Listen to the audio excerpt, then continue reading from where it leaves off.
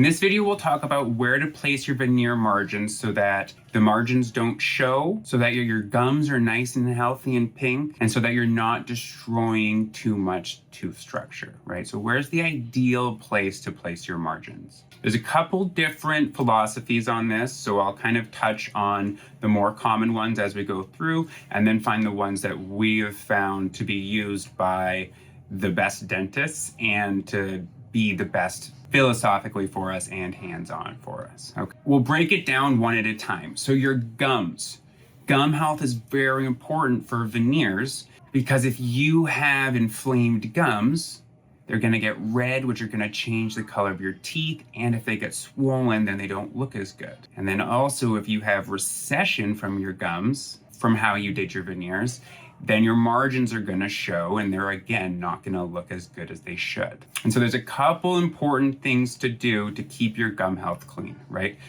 What having a smooth margin in your prep does is it allows your porcelain to seat better, which means it's less likely for there to be cement left over afterward. The other thing is the margin should be placed either equigingivally at the same area right where the gingiva is about to start, or just barely subgingivally. Okay, what this does is it keeps your margins off of the gums, right? The margin's just underneath the sulcus, but it's not quite touching the gums yet. And so there's less risk of irritating the gum tissue. A lot of top cosmetic dentists like Dr. Appa will keep their margins a little supragingivally. And the way that they do this is by having the porcelain be very thin in the cervical area. So they don't need to hide the margin because the porcelain up there is almost fully transparent. So they're not gonna see the margin anyway. The only time you actually need to have your margin subgingival is if you have a really dark tooth color and you want your final veneer to be very white. Because if that's the case, you need to have a thickness, right? You need to have a decent thickness of ceramic, and you want it to be lighter underneath the gums, or else it shows a dark gum color to a very white tooth and it doesn't look as natural, right? It's not the end of the world. You can still keep those margins equigingival, it's just not the optimal cosmetic result. The other thing is cement management, right? So keeping the cement off. So these three things I learned a little later in my career, and each one of them I had gone to a big conference for and took nothing out of the conference except for these little tools, and it made the entire expense of the entire weekend worth it because I love these things. They make my life so easy. So when we're talking about cement management and getting all the cement off, we're talking about when we seat the veneers, right? So the first thing is a sable brush. What a sable brush is it's a nice paintbrush. You can buy them at Michael's. I buy mine on Amazon for very cheap. You can also buy them very expensive at places, but you don't need the expensive ones. And what you use these for is just to wipe off the extra cement before you cure. And the reason you use these ones and not the ones you get from your dental supply is because the dental supply ones are plastic and they're sharp. They're not sharp, they're a little pokey. So if you touch the gums with those little plastic ones, you're gonna make the gums bleed.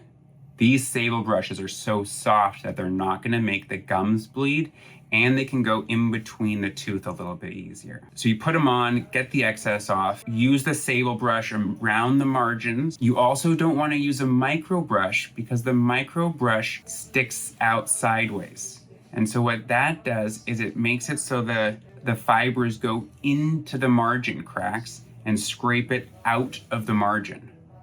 We don't want to take cement out of the margin, we just want it off of the gums. And so that's why you don't want to use a micro brush to get the extra cement off. And so you get most of the cement removed with that, and then you tack cure it in the center.